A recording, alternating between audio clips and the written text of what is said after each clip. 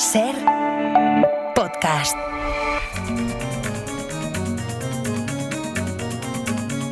Hoy por Hoy Magazine.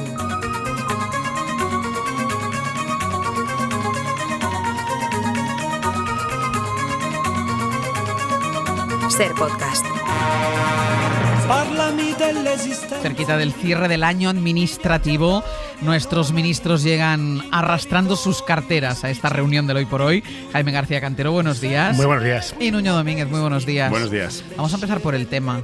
Que el tema, ya sé que está ahí en la frontera entre este ministerio y el ministerio de Martín Bianchi, que le tengo que asignar un nombre, pero se casa Jeff Bezos, está siendo... ha abierto toda una polémica en Venecia porque tiene numerosísimos ángulos desde que verlo, pero lo que parece que a él no le preocupa su coste reputacional. En lugar de hacer una boda discreta en las montañas de Montana, me estoy imaginando, no, ahí en Venecia... Bueno, yo creo que lo hemos hablado varias veces, yo creo que las grandes tecnológicas y con ellos sus líderes han salido del armario completamente, les da igual molestar y están dispuestísimos a demostrar que son multimillonarios y se lo van a gastar como quieran. Quizás el espectáculo de Venecia es de lo más vergonzante que se ha visto nunca. Hoy hay periódicos hablando de que se está dando dinero a gente por irse, ¿no? Se está sacando a gente de sus habitaciones. Habitaciones de un hotel, es que esto lo escuché ayer, se alojan la mayoría de los invitados en un hotel que yo no sé si vale la habitación 3.000 euros la noche, me lo estoy inventando, pero son muchas cifras. Y pagaban a la gente para que se fuera de ahí. Un hotel de 7 estrellas. ¿No? 7 estrellas. Un hotel de 7 estrellas. ¿Eso qué es? ¿Eso qué es? En el que, claro, cualquiera de los que estaba allí ya era rico, ¿no? Claro. Entonces llega otro más rico que tú a echarte del hotel en el que estás. Y creo que la gente quejándose porque le dan dinero, le pasan a otro hotel, pero no quieren hacerse las maletas. Entonces creo que hay esta gente para hacerte la maleta. O sea, todo llegando a unos límites que roza... Salía mucho más barato ir al típico casino que tiene una réplica de Venecia. Absolutamente. Claro, absolutamente. allí en Las Vegas. En Las Vegas hay uno que tiene góndolas y todo. Ellos llegaron ayer, llegaron en helicóptero, no saltaron como supervivientes, o sea, los bajaron y luego fueron con un vaporito. Es decir, están haciendo todos los topicazos que uno pensaría de Venecia, llevados hasta un extremo de otra galaxia, pero que incluye dejar la ciudad prácticamente vacía y colapsar la ciudad. Lo hablábamos antes, es verdad que Venecia, el colapso es su situación habitual, pero ellos lo están llevando a una dimensión completamente diferente. Veremos la seguridad, porque va Ivanka Trump, va la hija de Donald Trump, y la seguridad puede ser más loca de lo que estamos viendo ya. Entonces, creo que este colapso y la imagen, la reputación que supone esto para Amazon, cualquiera que entre hoy en su página y vea los precios, ¿no? Le da absolutamente igual. Le da absolutamente igual. Yo creo que estos paralelismos, ¿no? Yo no puedo dejar de pensar en Ciudadano Kane, ¿no? Sí. Él se compró un periódico, empieza a venir a Europa a comprar todo tipo de cosas. Espérate que no se compre Venecia. Claro. ¿No? O que se construya Shangri-La. Que de alguna manera se la compra para 24 horas o 48. Es lo que estaba pensando, mejor que la haga en Venecia que la haga en Barcelona o en Málaga, que está muy de moda. Sí, pero bueno, porque en Venecia vive gente, que es algo que parece que nos olvidamos habitualmente. Claro. Y si los que vivimos en grandes ciudades como en Madrid, como en Barcelona, como en Sevilla, como en Bilbao, empezamos a estar un poco saturados de cómo están los centros de las ciudades, imagínate si tú vives en Venecia a la saturación de todos los días, incorpórale la boda de Jeff Bezos. Y si hay límites para esto, ¿no? Claro. Oye, fenomenal. Tú puedes pagarte un hotel, págatelo, haz lo que quieras con él, pero cerrar calles, cerrar plazas... Yo vivo en un barrio en el que muchos de los bares han puesto prohibidas las despedidas de soltero / soltera. A lo mejor habrá que poner prohibidas las bodas de millonarios. Sería maravilloso. Claro. Prohibidos los millonarios en general. Prohibidas los millonarios. Y además, y lo comentábamos antes, Nuño, esto también para el medio ambiente, todos llegarán en jets privados, entiendo que estos son aviones... no me acuerdo cuántos. Pero bueno, aviones para arriba y para abajo. El megayate de Bezos ahí esperando, que también debe echar... El megayate de Bezos, que además tiene pequeños yatecitos, vamos a decir, para acercar a la gente. El billete de los portaaviones de Estados Unidos. Han entrado otras 3 megayates ya. Recordemos que Venecia tiene un problema con sus diques, es decir, que la entrada de barcos en Venecia es especialmente peligrosa, pero les da igual. Lo que pasa es que es el modelo de Venecia. Es una ciudad completamente entregada al turismo. Lamentablemente para los venecianos, que insisto, los hay. En un rato, Nuño, llegan a la Estación Espacial Internacional 4 astronautas de 3 países diferentes, Polonia, Hungría e India. La empresa que les lleva se llama Axiom Space. ¿Cómo se ha organizado esta operación? Bueno, es una misión privada y lo interesante es eso. La comandante es estadounidense, una exastronauta, y llevan al espacio a astronautas de diferentes países. En este caso no son ricos que pagan su billete simplemente para divertirse y ver la Tierra desde el espacio, sino que son astronautas de cada país y cada país paga para que vayan a hacer experimentos propios y de otros países. Por ejemplo, el caso del polaco es una misión apoyada por Polonia y por la Agencia Espacial Europea. Entonces, es una posibilidad para esos astronautas que han sido seleccionados como reservas, Sí. España tenía uno, y que no pueden tener una misión, por así decirlo, oficial Sí. de aquí a 2030, que es cuando se va a retirar la Estación Pero Espacial digamos que no Internacional. van de práctica, sino que ya van a hacer investigaciones. Claro, y tienen que hacer un montón de experimentos pagados por muchos países. Por ejemplo, India, muy interesante, porque probablemente se va a convertir en el próximo país con capacidad independiente de mandar astronautas al espacio. Tienen ya sus cohetes y probablemente tengan cápsulas antes que Europa. Que eso es algo a resaltar. Y te decía, nosotros tenemos, por ejemplo, una astronauta, Sara García, en la reserva, y esta podría ser una salida para España. Decir, oye... O sea, España podría pagar el billete. Claro, España podría pagar el billete, incluso en colaboración con la ESA, dependiendo de los experimentos que vaya a hacer ella, y mandar a esta astronauta en la reserva al espacio. Y una pregunta, ¿este modelo de negocio, o sea, a quien se paga el billete es una empresa Axiom privada? Es una empresa privada que fundó un empresario de origen iraní. Como que tiene lanzaderas hacia la Estación Espacial Internacional. Bueno, no. Los cohetes y las cápsulas las pone Elon Musk, las pone SpaceX, que es exactamente la misma configuración que utiliza la NASA y la Agencia Espacial Europea para mandar sus a los astronautas. suyos. Es decir, nuestro astronauta oficial irá en una configuración exactamente igual, en una cápsula Dragon y en un Pero lo cohete comercializa SpaceX. esta empresa, Axiom Space. En este caso es Axiom la que paga por el cohete y la que paga por la cápsula, y luego, claro, cobra el asiento a unos 40-50 millones de dólares por asiento. Revende SpaceX, revendes a Elon Musk. Eso o sea, al es. final siempre gana Elon Claro, Musk. pero todo esto es un cambio de modelo en el espacio, Totalmente. porque esta es una de las empresas que probablemente vayan a poner una estación espacial privada. Es decir, vamos a retirar la pública en 2030 y va a haber una privada y van a seguir. Este es su modelo de negocio. Claro. Van a seguir mandando a países que quieren hacer experimentos en el espacio, que quieren decir, oye, me pongo la estrellita de que tengo un astronauta, de que mando un astronauta al espacio. Pues ese es tendrán el modelo lugar aquí. del espacio privado. Voy a hacer una pausa y a la vuelta vamos a seguir hablando de algo que ha ocupado buena parte del abierto, que es ese gasto en defensa del 5%.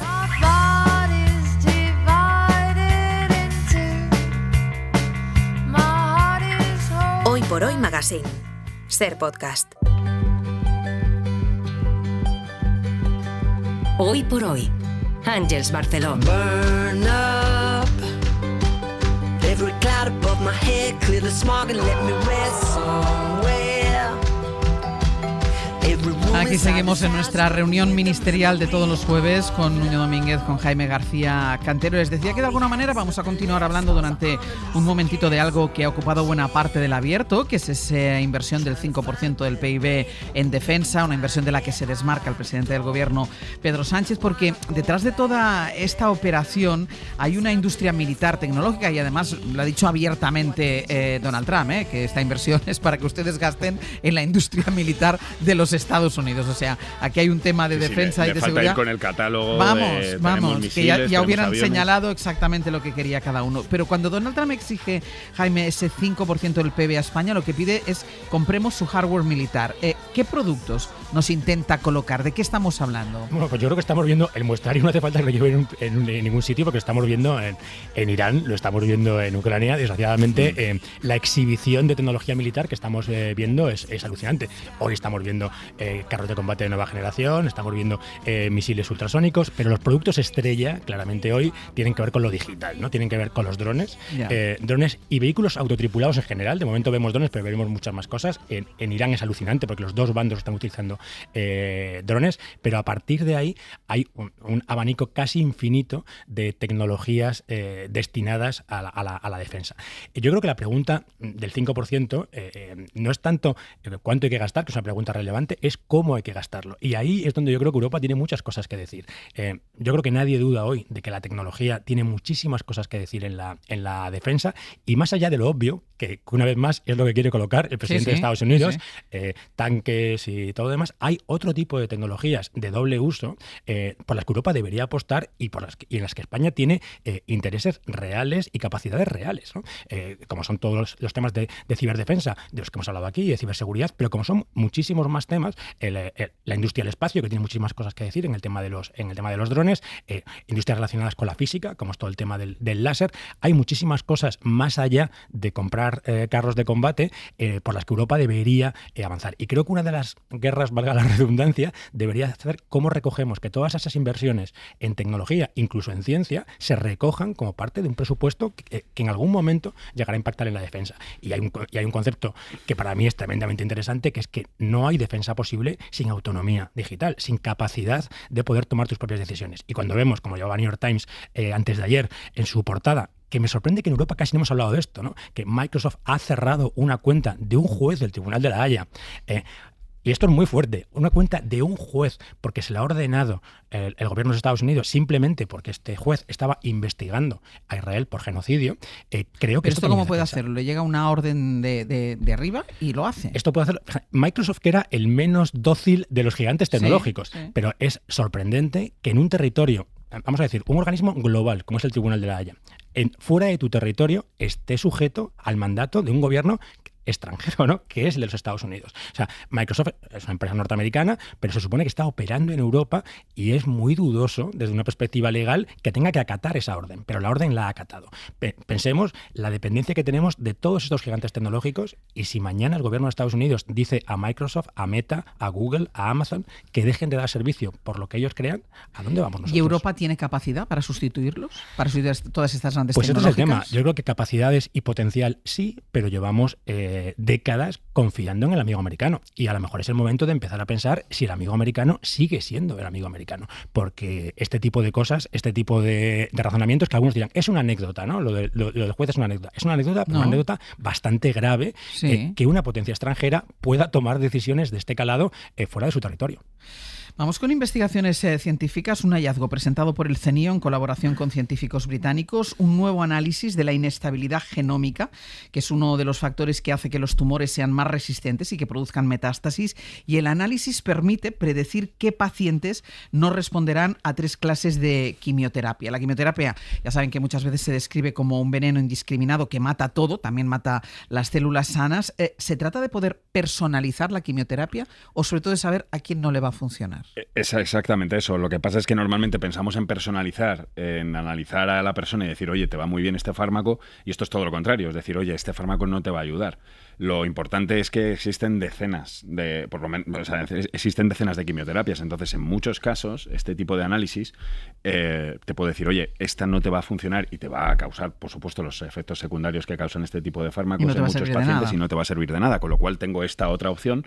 Entonces es la forma de personalizar la quimioterapia. Todo esto por ahora es experimental, pero lo han probado en 800 pacientes, tienen una capacidad de predicción bastante buena de a qué pacientes no les va a funcionar, y ahora van a hacer un análisis con miles de pacientes en un hospital de Madrid el 12 de octubre para perfeccionar la herramienta y ver si en unos años se puede usar de forma rutinaria. ¿Qué perfil tienen o qué tipo de pacientes no funciona habitualmente la quimioterapia? Pues realmente depende mucho del tipo de tumor y del tipo de estado en el que esté el paciente, ¿no? Pero si englobando todos los tumores, todos los pacientes, hasta un 50% de los pacientes no se benefician de la quimioterapia y tienes que aplicar otro tipo de tratamiento.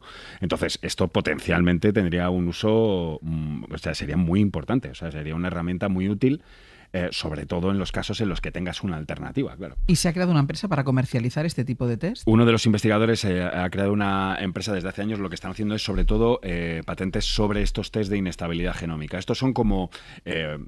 siempre tenemos en la cabeza que los cánceres surgen por mutaciones en el ADN, pero las mutaciones son cambiar una letra por otra, ¿no? Ya sabéis que tienen 4 tipos de letras químicas y en frases, en hileras de miles y miles de millones de letras. Bueno, pero estos son cambios a gran escala. escala, es decir, grandes fragmentos de ADN que se duplican, se repiten, se dan la vuelta y contribuyen en muchos casos a que el cáncer sea resistente a ciertos fármacos, no solo a quimioterapia, sino a otros tipos.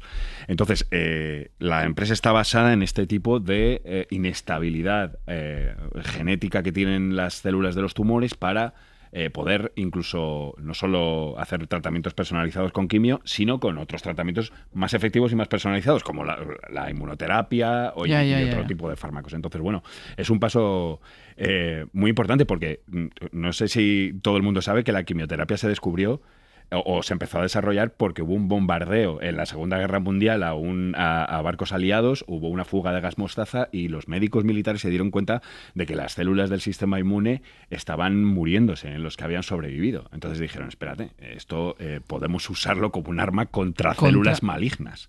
Entonces es así como empieza la quimioterapia. Entonces siempre ha sido algo indiscriminada. Funcionan muy bien y cada vez son más precisos, pero aún así siempre hay esos efectos en muchos casos hay esos efectos secundarios. Entonces, bueno. Más cosas. En Texas ya está funcionando los robotaxis de Tesla, taxis autónomos, sin conductor. ¿Qué tal están funcionando? ¿Cuántos accidentes ha habido? Bueno, lo primero es que son poquísimos coches, sobre todo después de tantos años de anuncios, ¿no? Recordemos cuántos años lleva Elon Musk hablando de los coches autónomos. O sea, parece que lleva toda la vida hablando de coches autónomos. Y hablamos de decenas de coches, muy pocos coches. En Austin, que es una ciudad mucho más pequeña que Los Ángeles o que otras ciudades donde esto se ha aprobado. Y además los coches de Tesla tienen la particularidad de que son autónomos vigilados. Es decir, el conductor tiene que estar de alguna manera pendiente. Se conduce solo. Hay un señor delante del volante. Sí. Lleva copiloto. Se recomienda que, es decir, el coche conduce solo, pero más te vale estar tú al tanto de lo que esté ocurriendo. Hay un montón de vídeos en redes de los posibles percances que están teniendo estos coches, que creo que siguen siendo anécdotas, pero lo que para mí el problema que tiene Tesla, aún después del retorno del señor Elon Musk, iba a decir el retorno triunfal, pero triunfal no ha sido, y de su salida del gobierno, es que va muy despacio. Con los años que lleva hablando de todo esto, pensar que ahora, después del anuncio, hablas de unas pocas decenas de coches en Austin, ¿no? Que ni siquiera tienen autonomía completa, pues me parece una apuesta bastante pobre, sobre todo porque hace muy pocos meses que él ha dicho que iba a haber decenas de miles a final de año. Entonces, el ritmo, no sé yo si va a cogerlo. Pero escucha una cosa, que el que tiene que coger el volante si el coche falla es el propio pasajero. Claro, a ver, son coches igual que los Waymos, son coches sobre todo pensados para el alquiler, ¿vale? Entonces el tema, y para compartir. Entonces el tema es que tú cuando te montas tienes que tener carnet de conducir y tienes que tener cierta capacidad de reacción, de estar pendiente dentro del coche. Los Waymo, que son la competencia de Google, en teoría no.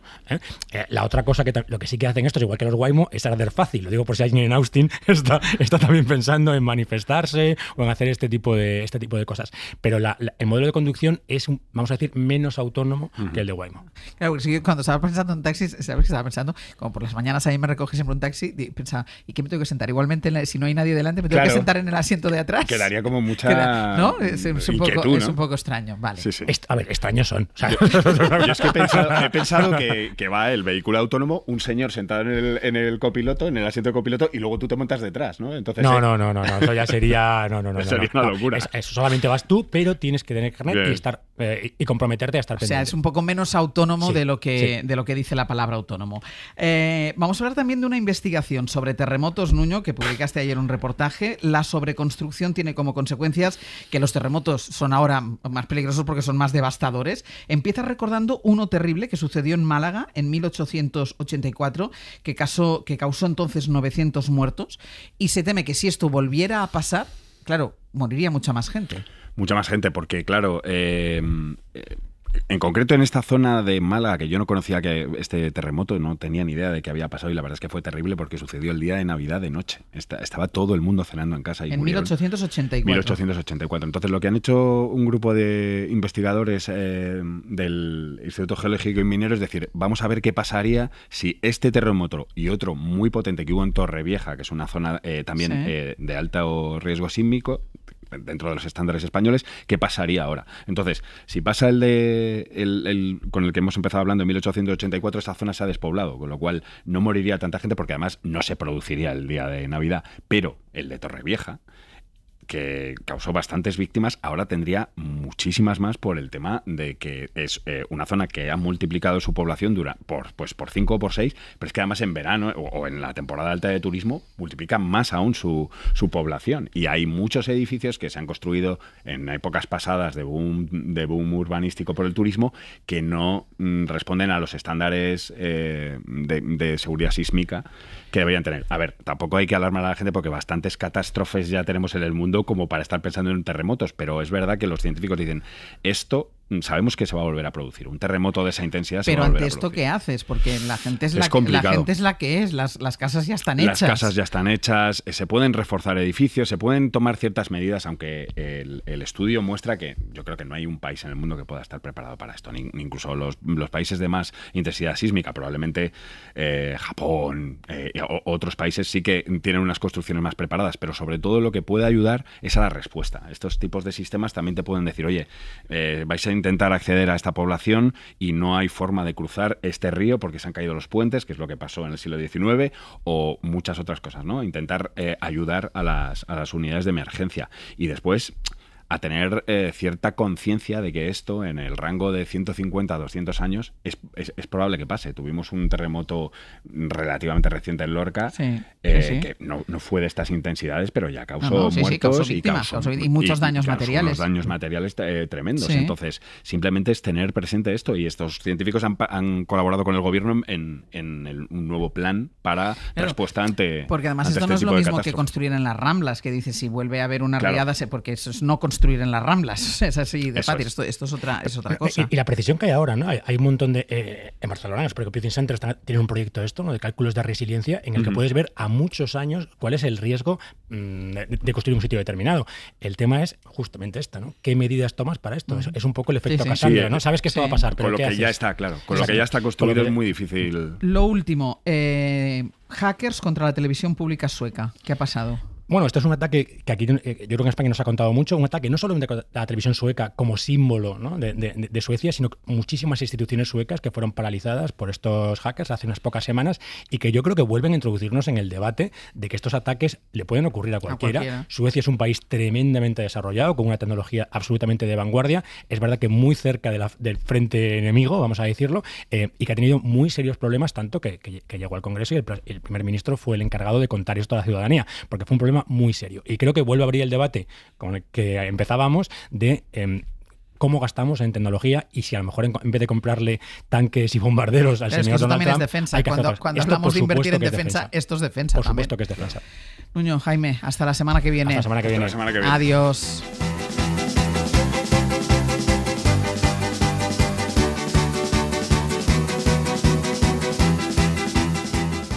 Hoy por Hoy Magazine. 10:39 de la mañana, 9:39 en Canarias. Cada 15 días salimos del estudio con la imaginación para hablar con una persona sobre la que ni siquiera yo sé su nombre. En esta sección, usted no sabe con quién está hablando, los invitados siempre me citan en un punto concreto que debería darme, no siempre lo consigo, pero me debería dar alguna pista sobre ellos. Hoy mi cita me espera en la ciudad suiza de Zúrich.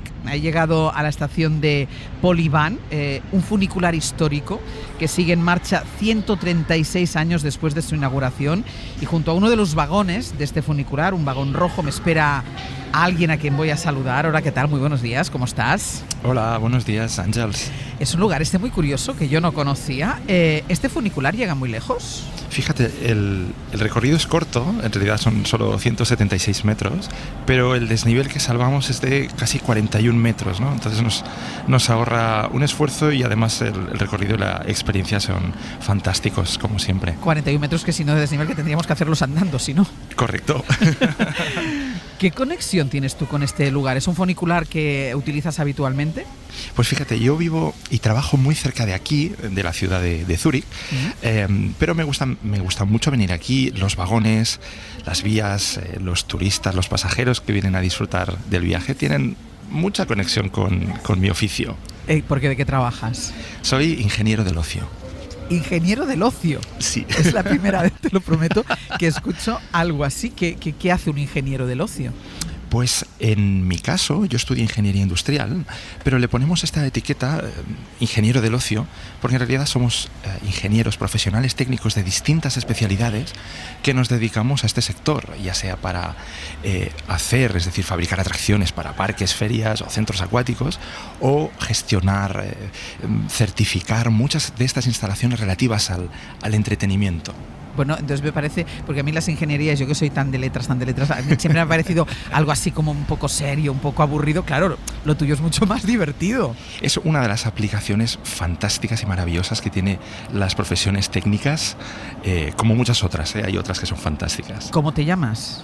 Óscar. Óscar Alcarrista. Óscar, ¿qué tal? Muy buenos días. Buenos días. ¿Cómo acaba uno haciendo de ingeniero del ocio? Porque tú me decías que eras ingeniero industrial, ¿no? Correcto, sí. Entonces, ¿cómo acabas haciendo de ingeniero del ocio? Yo creo que, repito, hablo de mi caso, no quiero hablar del caso de todo el mundo. En mi caso es puramente vocacional, en el sentido de que se despertó mi vocación técnica gracias a las visitas con mis padres y mis abuelos a un centro de ocio muy conocido en la costa de Tarragona. En Portaventura, vaya. Correcto, sí, bueno. Quiero ser prudente siempre. No. Y de hecho yo tenía 5 o 6 años cuando incluso pude visitar las obras, y fue ver todo aquel mundo, no solamente las atracciones, por lo tanto la parte técnica, sino también la parte de espectáculos. Todo aquello me llamaba tanto la atención, y yo creo que todos en algún momento hemos descubierto nuestra vocación. Yo quiero pensar que aquello fue mi despertar, digamos, técnico, ¿no? Entonces, o sea, tú buscaste qué tenías que hacerte, o sea, en qué tenías que convertirte para poder trabajar o para poder pensar o poder idear un parque de atracciones. De alguna manera sí. Entonces, como lamentablemente no hay una especialidad específica, sí, claro, como por ejemplo la ingeniería aeronáutica, sí, o la de puentes, ¿no? Entonces, yo estudié ingeniería industrial, que es una carrera extremadamente general y generalista, en el buen sentido de la palabra, porque tocas un montón de ramas distintas, en las que quizás alguna de ellas tenía algo que ver con este tipo de instalaciones. Y al final una atracción es una máquina, y la máquina tiene una parte mecánica, tiene una parte de control, eléctrica, etcétera, ¿no? Entonces yo creo que fue una buena decisión. ¿Y sois muchos los que os dedicáis a esto en el mundo, o sois muy buscados? Fíjate, yo creo que no hay muchos, pero en el sentido de que hay dos motivos, básicamente. La primera y la más evidente, que hay pocas empresas en el mundo que se dediquen a fabricar atracciones, ¿de acuerdo? Sí.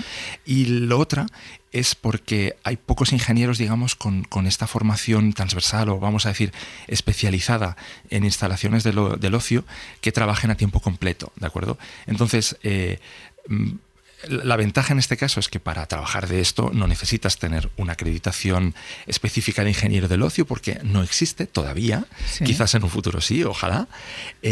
Pero sí es cierto que hay mucha gente que se dedica de manera o bien accidental o esporádica, ¿no? Pero gente que nos dediquemos a 100% siempre en instalaciones de este tipo, pues entiendo que hay bastante menos gente. Sí. Ahora te preguntaré cómo se hace una montaña rusa o alguna de estas atracciones que te quitan el sentido, pero sí. ¿Tú tienes que probarlas antes de entregarlas? Te sorprenderá. En este caso, repito, hablamos, yo formo parte de un fabricante, sí, y en este fabricante, como es una máquina, hemos dicho, ¿no?, que tiene muchas partes, muchos componentes, yo tengo un rol, cumplo determinadas tareas, pero curiosamente os sorprenderéis que en realidad las personas que pueden estar más detrás del diseño pueden no ser los primeros que se suban, por un motivo muy simple, porque antes de que se suba cualquier humano a la atracción, se les hacen unos test con unos acelerómetros, que son unos aparatitos, sí, que te dan los valores de las fuerzas Gs que existen en el recorrido, y eso se compara con los resultados teóricos que se han hecho durante digamos, el proceso de diseño, ¿no? Y evidentemente siempre coincide, evidentemente, ¿no? Entonces, cuando coincide y hay esa, digamos, confirmación y certificación de que la atracción es evidentemente segura, entonces ya puede subirse gente. Y muchas veces esas personas son los responsables eléctricos o el advisor, la persona que está, digamos, gestionando el montaje, o normalmente, y esto es una cosa yo creo que muy bonita, ¿no?, al final final el parque hace esa inversión en esa atracción y es una deferencia, ¿no? Y normalmente los parques están muy, muy, muy emocionados y para ellos es un proyecto muy importante, ¿no? No cada día instalas una montaña rusa. Entonces, normalmente siempre se invita pues, a los directivos, a los responsables técnicos para que, hombre, tengan ese detalle, ¿no? Que sean los primeros en disfrutarla o en sufrirla. En mi caso sería sufrirla. En disfrutarla, sí. Porque claro, me decías una cosa, dice, primero hacemos unos test antes de que se suba un ser humano a la máquina, porque claro, entiendo que en el diseño, o sea, no solo está el recorrido, si tiene más curvas, menos curvas, más subidas, más bajadas, sino que hay que pensar incluso, yo que sé, que no le explote a uno la cabeza con la velocidad. Claro, mira, en este caso realmente lo tenemos muy fácil porque no empezamos de cero, es decir, esto no es un papel en blanco en el que hay que empezar a inventar cosas, ¿no? Nosotros nos basamos, como en Europa, y eso es una garantía normativa que tenemos, nos basamos en unas normativas, ¿de acuerdo? Sí. En este caso estas normativas son europeas, curiosamente no de obligado cumplimiento en España, es una situación curiosa, pero en cualquier caso quien se dedica a este sector, que es un sector que ofrece unos productos, o sea, en este caso unas atracciones de una calidad muy alta, empiezas por la normativa y esta normativa te dice, pues como por ejemplo el código técnico para alguien que quiera construir una casa, no te inventas qué dimensiones tiene la puerta o qué altura tiene la barandilla, sí, ¿no? Hay unos estándares. Correcto, ¿no? Entonces, en el caso del código técnico es súper estricto, es decir, que el rango o ese espacio a la creatividad y a la invención de nuevas cosas es bastante más limitado y aún así vemos edificios de todo tipo, etcétera. Sí. Pues con las atracciones pasa lo mismo. Esta normativa europea lo que cubre es un texto general, pero con muchas directrices, que cubre todo lo que se define como atracción, y eso entra desde una montaña rusa enorme, estas que tenemos en la mente, como una atracción pequeña de feria que está en un parque o en un centro comercial que va con una moneda, ¿no? Es decir, imaginaros la gente que ha escrito esto, el trabajo que hay para ese rango tan grande de cosas, poder, digamos, generar un contenido que todos los técnicos vamos a él para diseñar. Entonces, las aceleraciones y las velocidades, todo está en esa normativa. Y entonces entiendo que son igual de seguras, que uno siempre tiene la sensación que en un parque temático, un parque de atracciones, está todo como más asegurado, y un parque y una feria menos, no, todas tienen, a no ser que haya algún fallo, que puede haberlo, entiendo, todas tienen el mismo rango de seguridad. Todas las atracciones que se han diseñado bajo esa normativa tienen que cumplir los parámetros de seguridad. Es decir, no puedo responder la pregunta para las que no lo han sido. Sí. Es muy simple, o sea, en realidad es muy sencillo, Ajá. ¿Y la imaginación tiene límites? No. O sea, realmente fijaros que sí que es cierto que te he comentado, ¿no? No empezamos con una página en blanco en lo que es la base, la estructura, cómo tiene que ser, qué medidas de seguridad tiene que haber, qué bloques, etcétera, pero a partir de allí, ese espacio a la creatividad, yo creo que es incluso muchísimo más grande que, por ejemplo, el que les permiten a los... siempre te pongo el ejemplo ¿no? El del código técnico, ¿no? Sí. Entonces, sí, es increíble y aparte, muchas veces en nuestro sector se parte de una idea del parque, ¿no? O del parque o del cliente, que puede ser un centro comercial o puede ser lo que se llama un Family Entertainment Center, ¿no? Que son como parques pequeños dentro de espacios urbanos, ¿no? Entonces, normalmente incluso se puede partir de la idea de ellos, es decir, ostras, yo quiero que haya que de repente hay una escena y que se abre el suelo y la gente cae. Entonces partimos de esa idea e intentamos adaptar, en este caso nosotros como fabricantes, alguna cosa parecida y la adaptamos a lo suyo, pero muchas veces todo es hecho a medida, pero claro, a la hora de diseñarlo, evidentemente nos basamos en... Pero hay alguien, yo que soy muy de PortAventura por la proximidad geográfica, Claro. Bueno, yo no soy muy de parque de atracciones porque me dan miedo las atracciones, yo no he subido a ningún sitio, pero es verdad que cuando abrió PortAventura el Dragon Khan era lo más y de golpe y porrazo apareció la caída libre. Entonces hay alguien que un día piensa, ostras, vamos a hacer una atracción que la gente caiga. Increíble, ¿no? Sí, y además, fíjate, en el caso particular, es una curiosidad muy graciosa, los sistemas de las caídas libres al final es un ascensor, ¿no? Y que cuando estás arriba te sueltan, ¿no? Sí. Entonces, claro, ¿cuál es la cosa que todos nos viene a la cabeza? ¿Cómo frenas, no? Eso es lo más importante, ¿no? Pues fijaros que el tipo de frenos que se utiliza, que son unos frenos magnéticos, que funcionan siempre, es decir, haya electricidad o no, siempre va a frenar la góndola, por lo tanto es un sistema ultra seguro.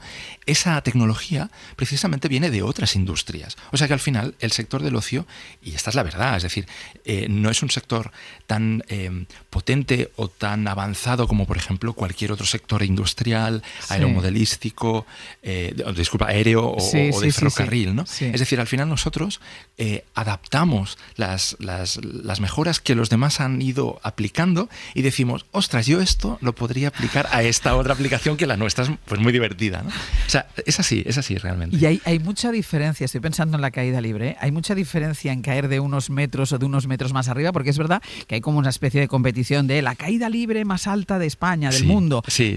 O llega un momento que ya te da igual desde donde te caigas. Sí, hay una limitación. Evidentemente no es lo mismo una estructura de 150 metros que una de 60, ¿no?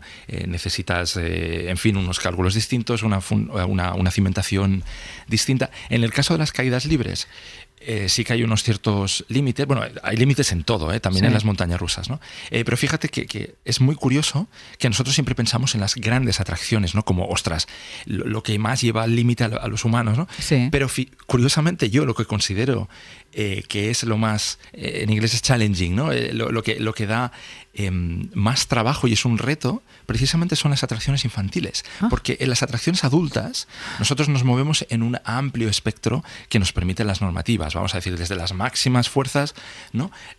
Por lo tanto hay muchísimo más rango de movimiento y tienes mucho más margen, digamos, ¿no? Para poder jugar con el pasajero. Sin embargo, en una atracción infantil, esos límites los vas a bajar mucho, porque lo primero, si la atracción no gusta al niño y el niño es completamente blanco, te va a decir si le gusta o no le gusta. Sí. Y si no le gusta, no se va a querer subir. Y luego, por tanto, si no se quiere subir el niño, es una atracción que no va a tener éxito y por lo tanto que ningún parque va a querer, ¿no?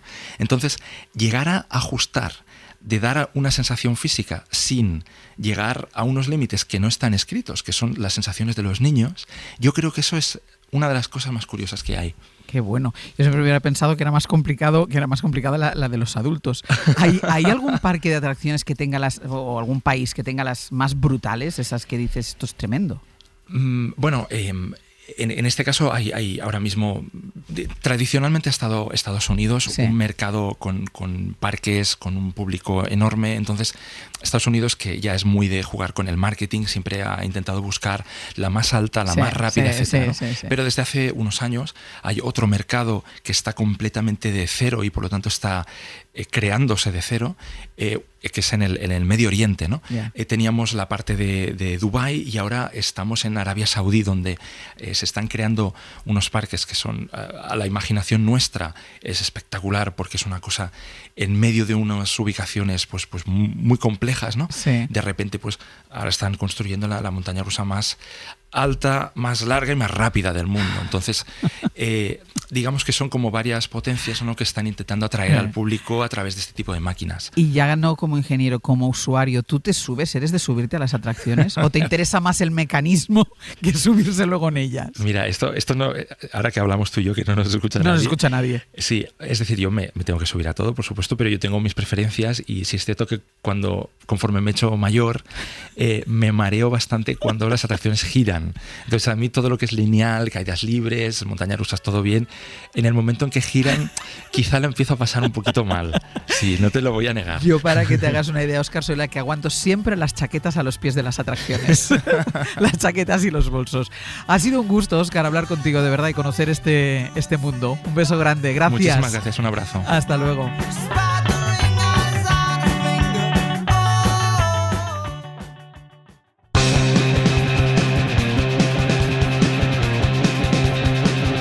Por Hoy Magazine.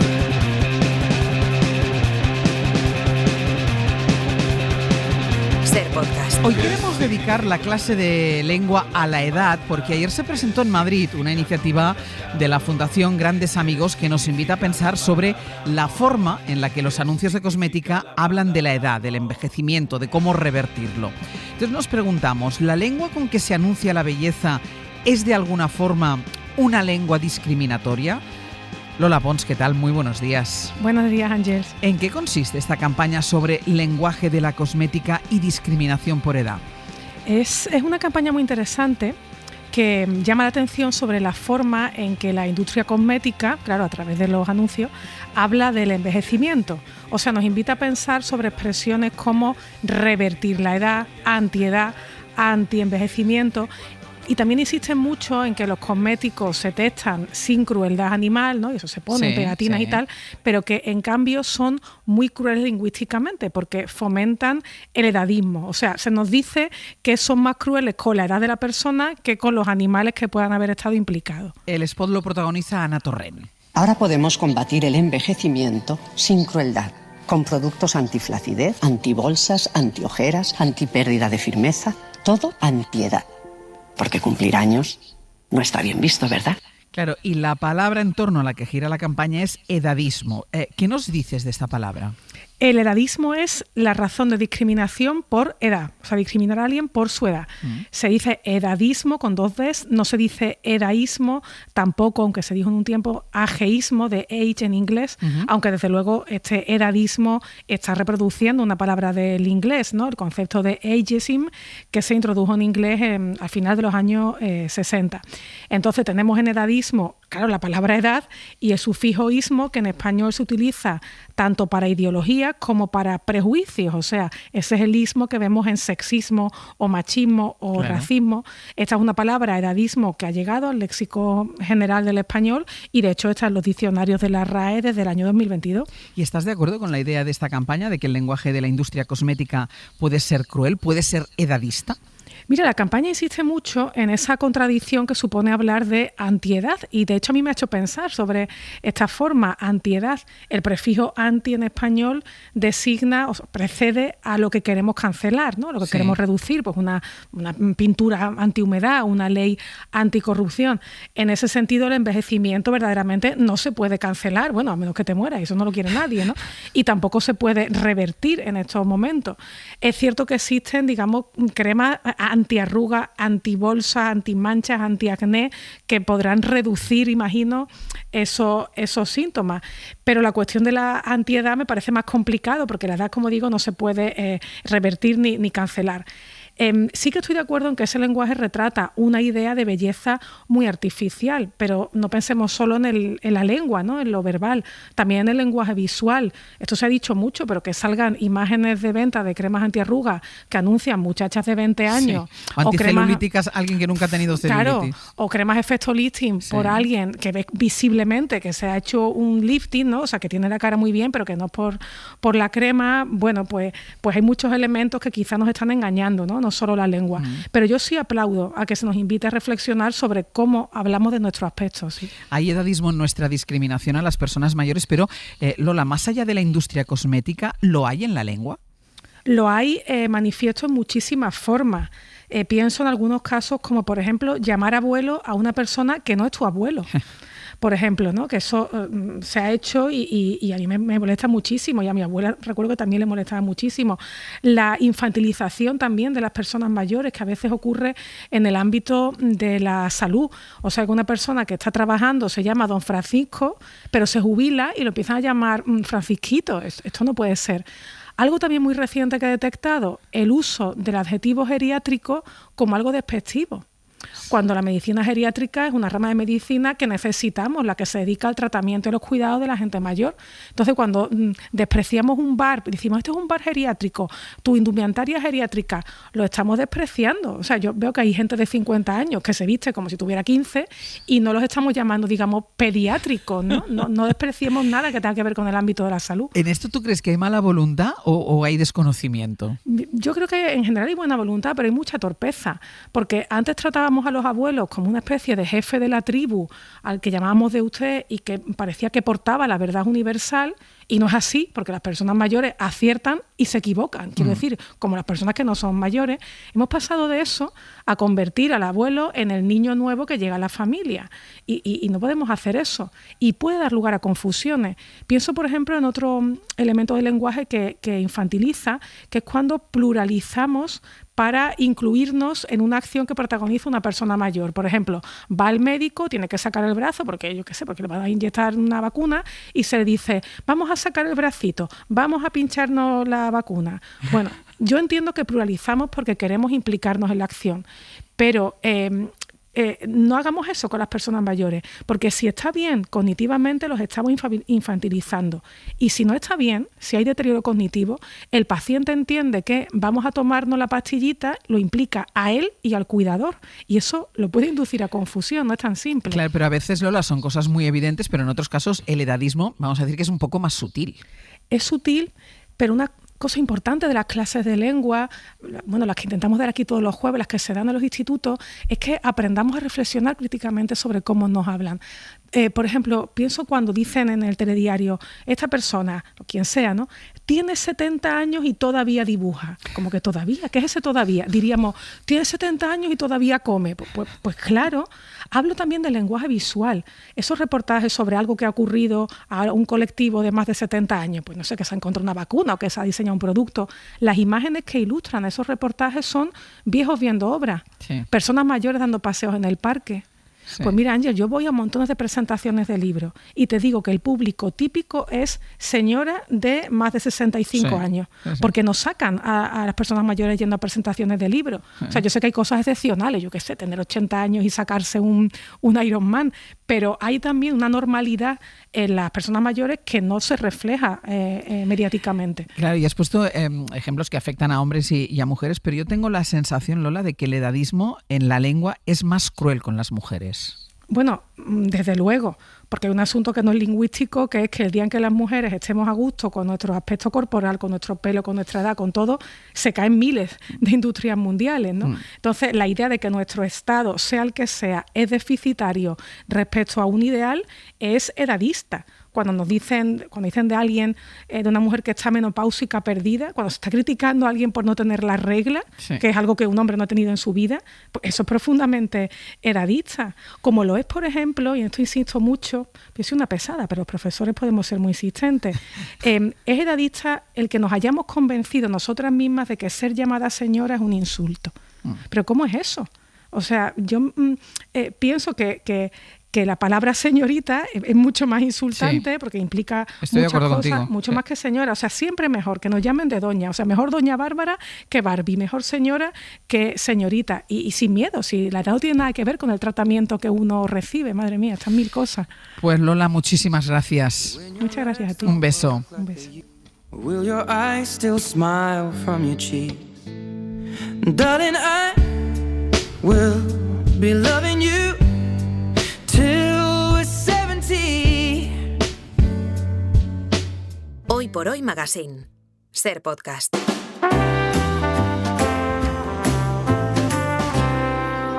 He cometido todos los errores que un hombre de mediana edad puede cometer. He despilfarrado todo mi dinero. He echado de mi vida a todo el que me ha amado. Y últimamente, ni siquiera soporto la cara que veo en el espejo. Mirad, cuando te haces mayor en la vida, hay cosas que se van. Vamos, eso es parte de la vida. Pero solo aprendes eso cuando empiezas a perder esas cosas. Descubres que la vida es cuestión de pulgadas. Así es el fútbol. Porque en cada juego, la vida o el fútbol, el margen de error es muy pequeño. Medio segundo más lento o más rápido y no llegas a pasarla. Medio segundo más lento o más rápido y no llegas a cogerla. Las pulgadas que necesitamos están a nuestro alrededor. En la cadena SER. Eso es lo que va a marcar la puta diferencia entre ganar o perder. Hoy por hoy. Entre vivir o morir. Con Ángels Barcelona. Hoy la cosa va de pulgadas en la vida y el cine. Cada pequeña decisión, cada detalle puede marcar el guión de la ficción o la realidad. Y el entrenador que nos hace pelear por esas pulgadas cada jueves es el profesor Ocaña. Javier Ocaña, buenos días. Muy buenos días. Lo que escuchábamos es el monólogo de Al Pacino en un domingo cualquiera, que es difícil además de condensar. Sé que te gusta el deporte, pero ¿te gustan las películas de deporte? Me gustan las buenas películas de deporte, como con todo, pero me gusta mucho el deporte. Y no hay muchísimas buenas películas de deporte, pero las hay. Las que hay son excelentes. Moneyball, la gran película de deportes para mí de Bennett Miller, con Brad Pitt también, del que vamos a hablar hoy. Bueno, el cine popular de Evasión y Victoria, muchísimas películas de boxeo, Carros de Fuego, 2 películas del free cinema británico muy chulas, que son El ingenio salvaje sobre el rugby, La soledad del corredor de fondo sobre el atletismo, y una gran película de ajedrez, que es un deporte, En busca de Bobby Fischer, aquella del niño, preciosa. Bueno, pues es que la semana tiene 2 estrenos. Hoy llega a las salas un clásico de la historia del cine y mañana se estrena un clásico como categoría del cine. Una superproducción que nos lleva al mundo del deporte y vamos a empezar por esta. ¿Te gusta ser directo? Como una aguja y sin anestesia. Cuando te miras al espejo, ves a un rudo y atractivo vaquero de la vieja escuela que no acepta órdenes y que va a su bola, ¿eh? Me parece magnífico que Apex dé oportunidades a los mayores. ¿Te preocupa que sea más rápido? Te equivocas si crees que soy un jovencito sumiso que hinca la rodilla ante el veterano. No debería haberte metido en esto. Porque se estrena F1, Fórmula 1, la película. Y lo primero, ¿puede haber un título más horrible? Pero es que yo llevo llamándole a esta película 2 meses Fórmula 1, y me enteré hace poco que es F1, la película. Bueno, yo he dicho F1, que es como se lee, pero yo mismo he dicho Fórmula 1. Y todo el mundo dice Fórmula 1. Pero es F1 la película. F1 la película es el título. Horroroso. Tremendo. Decíamos que es una superproducción. ¿Esto es bueno? Es una superproducción para lo bueno, creo yo. Es una película, te la califico, es una película muy chula. Chula, y he elegido el adjetivo que creo que mejor le va. Esa cosa de que ahora se está imponiendo también, término anglosajón, de cool. Sí. Es guay. Tiene todos los ingredientes para que al que le interese este tipo de superproducción salga contento. Tiene un sonido y unas imágenes apabullantes. Dirige Joseph Kosinski, es el director de Top Gun, de la última Top Gun. Es un director de cine de acción muy solvente, tiene un gran ritmo, tiene muy buenos protagonistas, tiene todos los ingredientes de una película superproducción solvente. 155 minutos, 2 horas 35 con créditos, que es muchísimo, pero de verdad que a mí no se me hizo nada largo. Han contado con los organizadores del Mundial de Fórmula 1, que es algo básico, creo yo, con todos los pilotos, con todos los equipos, principalmente con Lewis Hamilton, que ejerce, te salen los créditos como uno de los productores y ha sido un poco el asesor de todo para que no metan la pata en nada y que sea todo muy real. Y luego hay un nombre clave que es el de Jerry Bruckheimer. Este es el productor de la película, que tiene 80 años y que es el productor de Top Gun, de la antigua, de toda la saga Piratas del Caribe, de La Roca. Currículum. Es decir, estamos hablando de este tipo de producto. ¿Huele a taquillazo? Huele a taquillazo. Es una película deportiva. Quizá eso aleje a los que no les guste demasiado la competición. Si no te gusta la competición, digamos, es una competición detrás de otra, es una carrera detrás de la otra. También tiene una historia muy sencilla, pero creo que muy bien contada.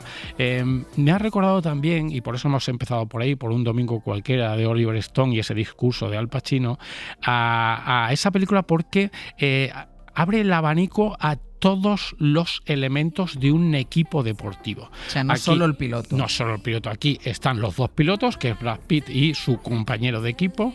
Está la joven estrella, está la vieja leyenda, que es Brad Pitt, está el jefe del equipo, que es Javier Bardem, está la ingeniera jefe, que tiene una historia de amor con el piloto, están los agentes, están los mecánicos, está el director de carrera, los inversores del equipo, el consejo de administración.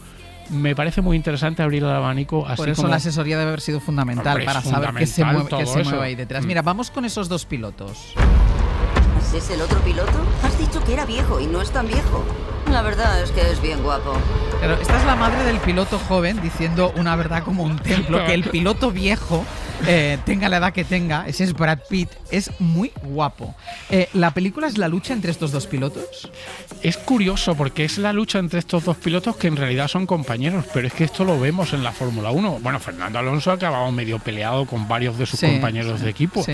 Y hemos visto, yo no soy muy fan de la Fórmula 1, pero bueno, más o menos la sigo.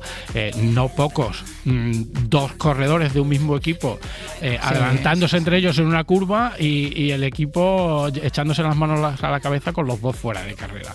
Bueno, pues esta es una película muy curiosa porque la estructura y el eje narrativo tiene mucho de película del oeste, tiene mucho de western. El personaje de Brad Pitt es un antihéroe del western, que es una variante muy habitual, clásica del oeste, que es el antihéroe, que es un cowboy condenado a vagar, que viene de un lado oscuro durante 30 años, tiene 57 años, hace 30 años que no competía en una carrera, y el personaje de Javier Bardem, que fue un antiguo compañero suyo, lo recupera. Ese cowboy errante condenado a vagar, que llega a un sitio, cambia a todos los personajes para bien, convierte un equipo, que es un equipo de Fórmula 1, eso es muy curioso, porque no es uno de los grandes equipos de Fórmula 1, es uno de los de abajo. Sí. Es algo así como que empiezan a enmerdar todas las carreras como si fuera casi el Getafe de la Fórmula 1, digamos, ¿vale? Y van subiendo. Y entonces es un cowboy condenado a vagar eternamente y probablemente al final de la película tenga que seguir vagando. ¿Y Bardem qué tal está? Bardem está muy bien, yo creo que es ver a Brad Pitt y a Bardem, antiguos compañeros de Fórmula 1, ahora el jefe del equipo, uno va por el otro, ya la secuencia en la que aparecen los dos y se ven después de muchos años es muy bonita, es muy bonita. Bueno, y luego tiene más elementos españoles porque salen muchos pilotos y hay un gag de comedia alrededor de Carlos Sainz como eje, que es muy gracioso, no lo vamos a contar, y luego pues es una historia sobre la amistad y yo creo que cumple con lo que se le pide a una película así. Y también te digo una cosa, se ve que los árabes han puesto dinero porque en la última carrera es en el circuito de Abu Dhabi y la presencia de los jeques en el último momento es casi exagerada. Ahí hay pasta. Ahí hay pasta puesta y se nota. Mira, hay una cosa que yo creo que es cierta, que es que coches y cine siempre se han llevado bien. Atención, por favor. Se ha producido un accidente. Esto nos lleva a repasar algunas otras películas con el automovilismo como protagonista. Ha habido bastantes de automovilismo, bastantes menos de Fórmula 1, que son distintas. Sí. Bueno, es el deporte en general y luego la categoría de la Fórmula 1. A mí la que más me gusta y me parece la más importante es Grand Prix de John Frankenheimer. Frankenheimer es un gran director de cine americano de los años 60 y 70, el director de Seconds, de Plan Diabólico y de muchas películas políticas. Luego está Días de Trueno con Tom Cruise y Nicole Kidman, que era la fórmula NASCAR. Luego también está Las 24 horas de Le Mans con Steve McQueen. Si te fijas, todos son hombres muy guapos. O sea, muy guapos todos. Steve McQueen, Brad Pitt. Yo recuerdo mucho esa película. Por favor. O sea, y luego está Rush, que era la película sobre la lucha entre Niki Lauda y James Hunt. Yo me acuerdo de pequeño la fascinación que ejercía Niki Lauda, que era un hombre que corría y tú le veías todas las cicatrices de haberse quemado en un accidente anterior y tiene un historión detrás. Luego de las últimas, Ford Ferrari Le Mans 66 de James Mangold, que es el director de la película sobre Bob Dylan de hace unos meses, que es un gran director y era una película entretenidísima. Y aún posterior, Ferrari, película de Michael Mann, en la que salía Penélope Cruz, sobre el magnate Ferrari. Y luego, aparte de todas estas ficciones, hay un gran documental que es Senna, sobre Ayrton Senna, que fíjate la historia que tiene Senna detrás, de un gran documentalista, Asif Kapadia, película de 2010. Y el pensar en todo esto de los coches y demás, me han venido a la mente dos películas que quiero recomendar, que me gustan mucho, que las dos son del año 1971, gran año por cierto, y que van de asfalto y velocidad y de carreras ilegales, pero no es Fast and Furious, que son Carretera asfaltada en dos direcciones de Monty Hellman y Punto Límite Cero de Richard C. Sarafian. Para todos aquellos que vean F1 la película y tengan mono de más películas de coches, aquí está la lista de Ocaña. Y vamos a la otra película de la que queremos hablar hoy, que podría haber pedido cualquier oyente, porque hoy vamos a hablar, y es un estreno en cines, de La Quimera del Oro de Charles Chaplin. ¿Qué quiere decir que es un estreno en cines? ¿Cuántos años tiene esta película? Bueno, esta película tiene 100 años. Es el centenario de La Quimera del Oro, que es una película de 1925. Y se repone nada menos que 35 cines. También digo una cosa. Por favor, que vayan al cine si pueden, pero si están en un pueblo lejos del cine o no la ponen en su ciudad, hay un ciclo en Movistar, que hay un canal Chaplin en Movistar, donde están poniendo muchas películas de Chaplin a partir de este centenario de La Quimera del Oro, y está La Quimera del Oro y es la misma copia restaurada que se puede ver en cines, sí. ¿Y de qué va La Quimera del Oro para aquellos que no la conozcan? La Quimera del Oro va un poco de la fiebre del oro, es decir, Alaska a principios de siglo, gente con mucha hambre en busca de fortuna, y una fuerte tormenta de nieve lleva a 3 personajes a una cabaña, y a partir de esa cabaña pues hay una historia de amor, una historia de amistad. ¿Tú la has vuelto a ver ahora? Sí, la vi el otro día. Tiene 100 años la película. ¿Y cómo resiste? Es increíble cómo resiste en el sentido siguiente. ¿Cómo nos podemos reír la gente de 2025, que somos muy distintos probablemente, o igual no tanto, de la gente de 1925, en el mismo sitio, con el mismo gag, y que sea tan emocionante después de todos estos años? Eso es el cine popular y ese es el secreto de Charles Chaplin. Además, director, actor, compositor, el guión, evidentemente. La película además sufrió varias reconstrucciones porque su estreno, que habla mucho de la autoexigencia que tenía Chaplin. Se estrena en 1925, en 1942 Chaplin le añadió música, una narración sincronizada, le quitó rótulos, reorganizó secuencias, cambió el final. Bueno, pues esta versión de 1925 es la que sale ahora, porque la han reconstruido con un coleccionista que tenía una copia porque aquella se perdió. O sea, la primera. La primera, sí, la primera, sí. Y nada, es importantísimo Charles Chaplin en la historia. Pero en este caso es tan importante esta película por la sátira social que incluye, por ser la pionera en el género. En realidad la más pionera en el género es El Chico, que es de 1921, de 4 años antes. Hasta El Chico, lo que era una comedia era comedia, y lo que era un drama era drama. Y el chico de Charles Chaplin se atreve a convertir algo en una comedia dramática, que haya emoción, le quitaban al niño, y que haya risas. Sí. Pues La Quimera del Oro es exactamente igual, porque hay una historia de amor muy triste que al final, converge en un sitio más apasionante, pero es una historia de amor bastante triste, y lo que hace es la gran gestualidad que tenía Charlotte, el talento para emocionar, la pantomima, la coreografía de los gags, que es apasionante. Pues yo creo que es cine para el pueblo, sobre el pueblo, para chicos y para grandes. Cine sin apenas referencias, porque ten en cuenta una cosa, estaban construyendo un arte y estaban construyendo una industria al mismo tiempo, sin tener referentes anteriores, porque estaban empezando.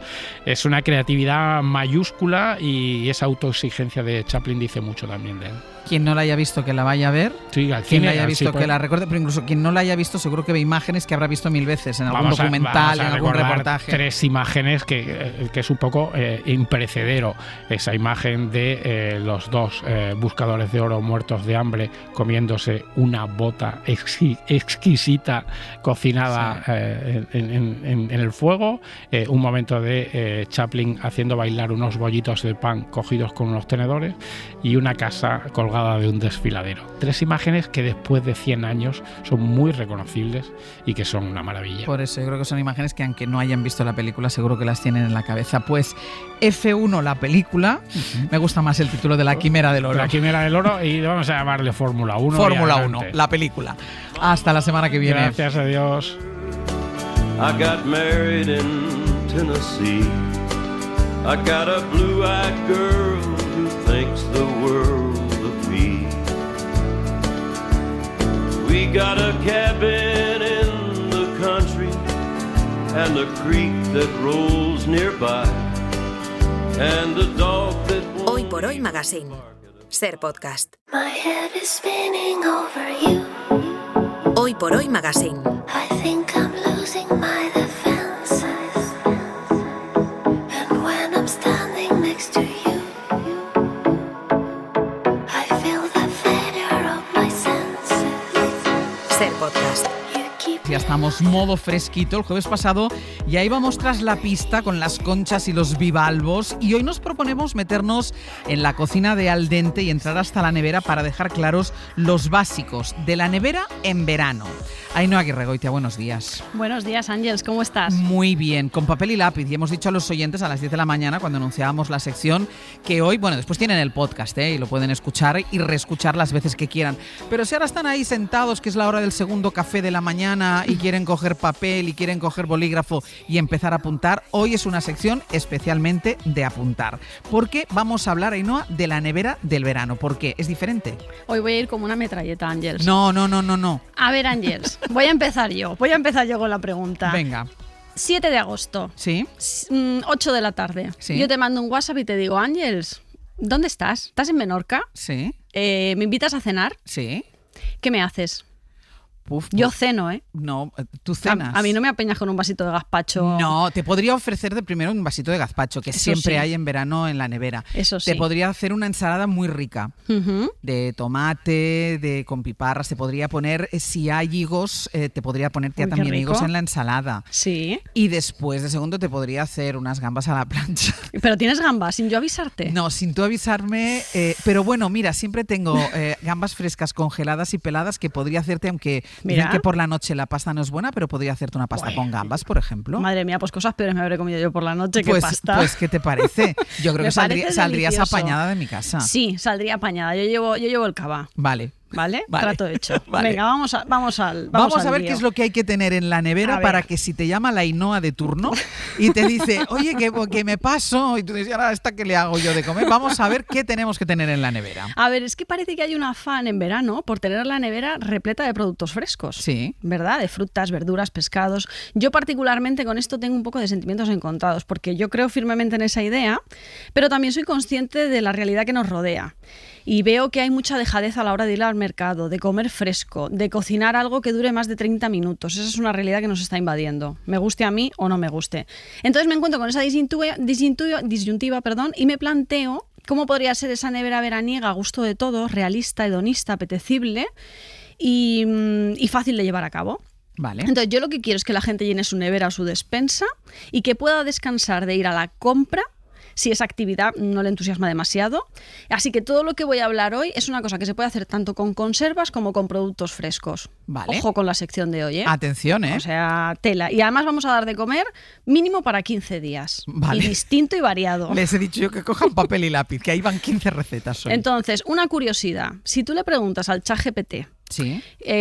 ¿cuáles son los básicos del verano? Él te da una lista con lo siguiente. A ver. Agua fría, bebidas isotónicas, frutas frescas de temporada, gazpacho, salmorejo, verduras, yogures, huevos, quesos suaves y frescos, tipo feta, mozzarella o de Burgos, fiambre y proteínas frías, jamón cocido, pechuga de pavo, helados, polos y hielo. ¿Tú crees, Ángels, que con esta nevera sobrevivimos 15 días tú y yo? No, yo me echaría a llorar. Tristemente.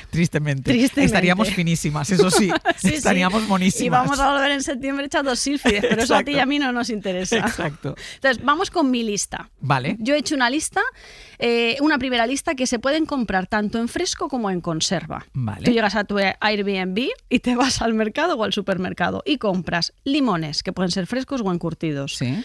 Hojas, albahaca, hierbabuena, cebollino, cilantro. Tomates encurtidos tipo cebolla, pepinillos, piparras, como me has dicho tú en la ensalada, Sí. zanahoria, coliflor, latas de pescado, berberechos, mejillones, navajas, zamburillas, atún, sardinillas, latas. Todo esto, la calidad que cada uno pueda. Hay gente que podrá hacerlo muy pro y hay gente que tendrá que hacerlo más sencillo. No hay problema. Vale. Pasta corta, alguna bolsa de pasta corta. Es más cómoda, tanto en frío como en caliente, de trabajar. Fiambres y embutidos. Butifarra, sobrasada, sobre todo sobrasada. Mira, esto te lo hubiera podido ofrecer también. Siempre tienes. Eso Bueno, siempre. pues ya verás tú, con lo que tienes, como ahora se te van a ocurrir más ideas y me hubieras dado todo un banquete. Y ahora verás por qué la sobrasada es importante. Pavo y pollos tipo fiambre. Pimientos asados, cebolla asada, todo esto lo encuentras en conserva. Sí. Legumbres ya cocidas, aceitunas y, por supuesto, un básico de aceite de oliva, sal, pimienta y vinagre. Vale, estos pueden estar frescos o en conserva, mayoritariamente conservas, hemos hablado ahora, salvo los Sí. fiambres y las hierbas y eso, pero frescos sí o sí, que tienen que ser frescos. La fruta. la fruta. La fruta, es que esto no hay forma. Quitando los higos que pueden ser secos, en la sandía, el melocotón, las cerezas, todo este tipo de frutas yo no la he encontrado. No hay forma de consumirla mejor que no sea fresca, ¿no? Ahí sí que Entonces, tenemos que ir un poco más a menudo al mercado. Sobre todo si la comes muy rápido. Bueno, sí, exacto. Sí, porque una sandía vuela en 2 días. Eso Claro, es y unas cerezas, te pones el bol de cerezas delante y como si no hubiera un mañana. Pero ahí los melones y las sandías a veces los venden por la carretera. O sea, que no hay ni que ir al mercado. A veces pasas por la carretera y ves ahí a alguien volviendo o yendo a la playa, te eso compras es. un melón o una sandía. Y ya está, eso no Vale, cuesta. ya tengo en la nevera tanto las latas como la fruta fresca. Sí. ¿Qué hago con todo esto? Mira, 2 clásicos del verano que no podemos obviar, que es los que acabamos Sí. de nombrar. La sandía y el melón. Eso generalmente no falla. Entonces, hay muchas formas de comerlo. La más clásica es la de postre, pero yo te voy a dar otras opciones. Por Venga. ejemplo, con una sandía lo que podemos hacer es un ceviche de sandía. Ah. Sandía en dados pequeños, cebolla encurtida, cilantro, chile, zumo de lima o lima encurtida en taquitos y sal. Qué bueno. Ya está, súper fresco, súper rápido.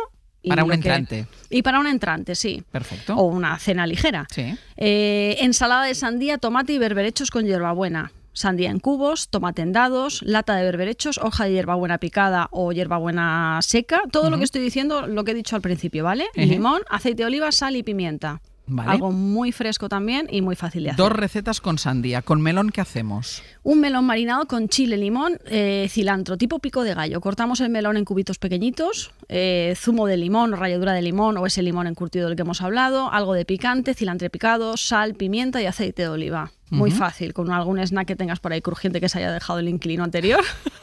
Y para Lo aprovechas. y luego un ajo blanco, por ejemplo, de melón. Ujú. Con melón, si tienes algún bote de leche de coco, unas almendras, aceite de oliva, vinagre, sal y ajo. Las almendras opcionales. Si Ya no lle- tienes, tiras para adelante con Ya otra cosa. llevamos 4 recetas. Sí. Después pueden recuperar todas estas recetas en nuestro podcast. Sí, no hay Ya problema. tenemos 2 con sandía, 2 con melón. Pero ¿qué pasa si un día dices, también me canso de comer frío todo el rato, quiero comer un poco templadito o incluso un poco caliente? Claro, es que ahora es cuando vamos a darle caña a esos fiambres que hemos comprado. Vale. Que además de comerlos en frío, tipo en bocadillos o sándwiches, también podemos cocinarlos, aunque no demasiado, sí que podemos cocinarlos. Vale. Entonces, por ejemplo, un salteado templado de legumbres con fiambre de pavo y albahaca, que son unas legumbres cocidas tipo pochas o alubias blancas, incluso con garbanzos, el fiambre de pavo cortado a taquitos, cebolleta encurtida, unos tomates en dados, albahaca, aceite de oliva, sal, pimienta, salteamos ese tomate con ese pavo, que coja un poco de color, añadimos las legumbres, la cebolla encurtida, removemos un par de minutos, retiramos del fuego y agregamos ahí la albahaca al final, junto con la pimienta. ¿Esa eres tú o es un efecto de sonido? Soy yo. Soy yo que me comería ahora un plato de esto. Total. Y si además el inquilino se ha dejado algún ajo por ahí suelto, que a veces esas cosas las suelen dejar los propietarios de, Sí, de sí. las casas, ¿no? Donde Sí. se alquila, dicen, oye, ajo ya tengo. Y dejan ahí la cabeza de ajo, pues coges ahí un ajito, lo salteas también y para adentro. ¿Y esto sería un templadito? Esto es un templado. Luego, por ejemplo, una pasta caliente con mejillones en escabeche, chile, limón y hierbabuena. Con mejillones en escabeche. Sí. Tú A coges una pasta cocida, la cueces, una lata de mejillones. Has dicho que lo- es pasta corta, ¿eh? Sí, yo la prefiero, Vale. por lo que te he dicho, porque es más fácil para comer en frío. A mí es que los espaguetis en frío me da No, mejor siempre. me cuestan mejor un poco. para las ensaladas de pasta o para las pastas así, mejor pasta corta. Exacto. Entonces en una sartén salteamos ligeramente el chile con el aceite del escabeche. Claro, añadimos la pasta, le damos unas vueltas, luego añadimos los mejillones en escabeche y al final pues aliñar con un poco de limón, un poco de hierbabuena y bueno, y toque de pimienta y a comer en Oye, caliente esta o en está fresco. muy bien, ¿eh? Claro, Muy bien. pero Ángels. No, muy bien, muy bien. ¿Qué más Si me he hacemos? hecho 15 programas en uno. es que vamos. Templadito caliente, ¿qué más hacemos? Butifarra. Ah. Que por eso te he dicho importante, la butifarra, la sobrasada. Tener ese tipo de embutidos dura mucho en la nevera. Pero o en el butifarra tipo congelador. fiambre, no butifarra cruda. No, cruda. Cruda, Sí, vale. compramos alguna de esas. Cuando compramos las latas, compramos un poco de Y butifarra. esa la podemos congelar. Esa la podemos congelar, exacto. Ujú. Entonces, butifarra salteada con cebolla asada. Bueno, también sirve alguna butifarra de estas de ou o de estas negras que ya están no, cocidas. o la del perol. También. La también, butifarra del perol que ya también vienen serviría cocidas. aquí. Sí, Pero no que hace les das un falta. toque de sartén y queda rico. Exactamente. Entonces Sí. la salteamos con unas cebollas asadas, unas aceitunas, unas piparras y ya está. Doramos bien la butifarra, añadimos todo lo demás y en el punto en el que nos guste. Es que esto también es una cosa que es todo en una sartén. Es que estoy siendo muy rápida. Todo tardas 15 minutos en hacerlo. Y vamos con la sobrasada. ¿Por qué es importante tener sobrasada en la nevera? Y yo les voy a añadir no solo en verano, también en invierno. Todo el año. Todo el año. Todo el año. Porque mira, la grasa es una grasa que condimenta. porque funde, suelta grasa de cerdo, pimentón, es ideal para saltear y terminar platos. Sí. Es la base de cualquier sofrito, tipo tomate, pisto, incluso para hacer un arroz. Si no tienes salmorreta o tomate en ese momento, o tomate frito, tú añades una cucharada sopera de sobrasada. Sí. Y ojo, aunque la hagas de sepia.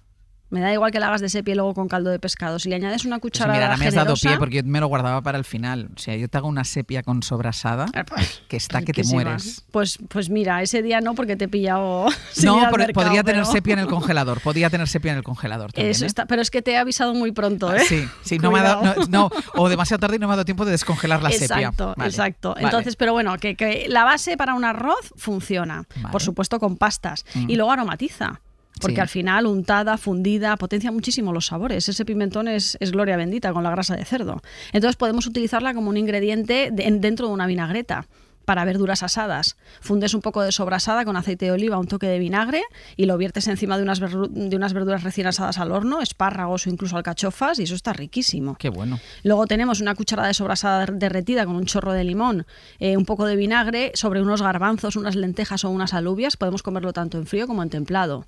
Riquísimo también. Y Pero- ya por último, dime. No, que te voy a decir, te lo compro. Y si cualquier cosa que lleve sobrasada, te lo compro. Es que voy como una metralleta. Hoy tú me lo comprarías todo, pero no te estoy dando ni tiempo a respirar. Yo creo que ya te has empachado. Entonces, luego, sobre pan tostado. Ya.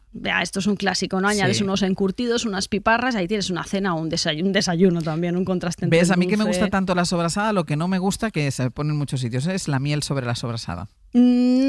No la he planteado. No, ya por eso Sí. lo he visto. En cambio, Sí. tú me has hecho la propuesta de poner piparras sobre la Sí. sobrasada, cebolla encurtida, Sí. mejor que la miel. Sí, porque aligera Exacto. un poco. La miel no es que no me guste, pero es como que a veces es demasiado empalagoso. Venga, a mí me gusta más con ácidos. Y nos falta la verdura en esta ecuación, Mira. que sí que es verdad, que ha entrado verdura en algunas de las recetas, pero Sí. así como la verdura más como protagonista. Mira, hay un imprescindible en mi nevera durante el verano, que además del gazpacho del salmorejo, ¿vale? Que es un tupper con verduras asadas. Ujú.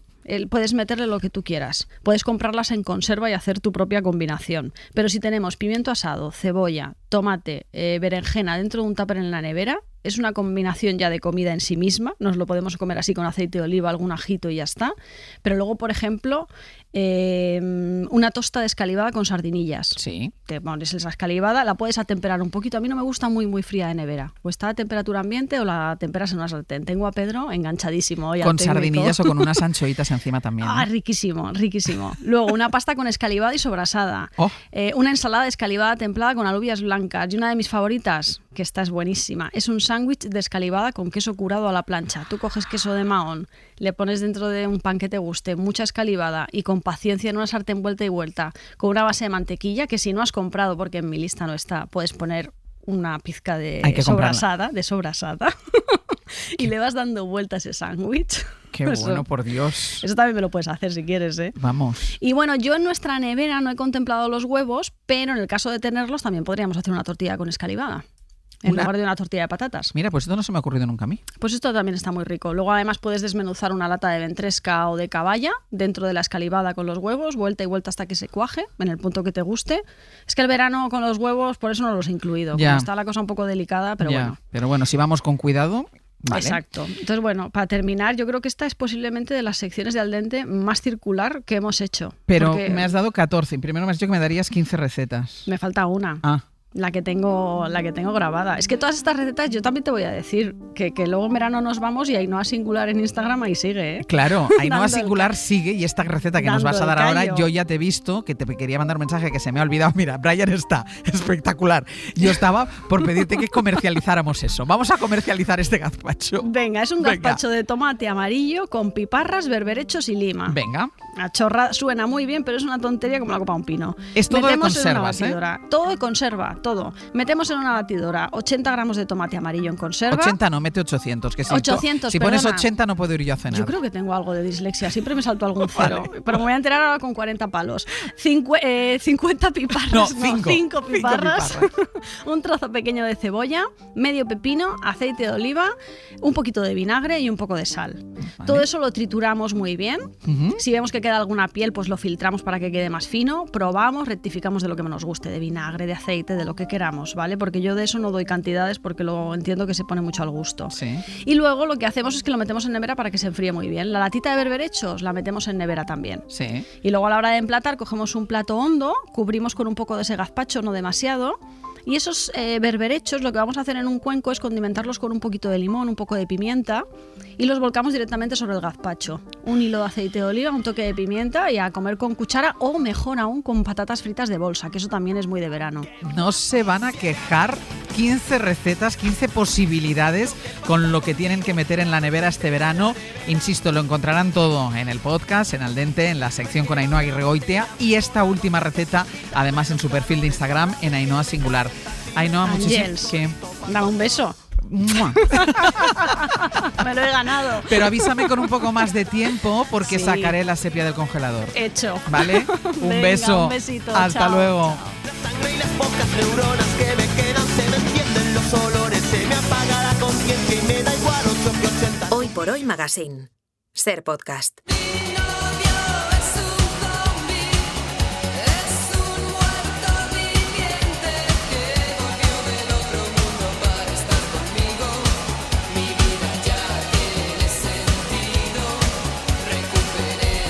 A ver, ¿quién tiene un novio zombie? ¿Tú, Tere? Yo tengo un novio, pero no es zombie. A ver, vamos Por a ahora. dejarlo Como claro. sabía que te tocaba hablar a Por ti. ahora. Has dicho, Claro. ¡pumba! ¡Venga! Pum, me toca, pum, la primera. No, es que yo resulta que estos días me estoy quedando en casa de mi chico y por las tardes se me ha olvidado el libro en mi casa.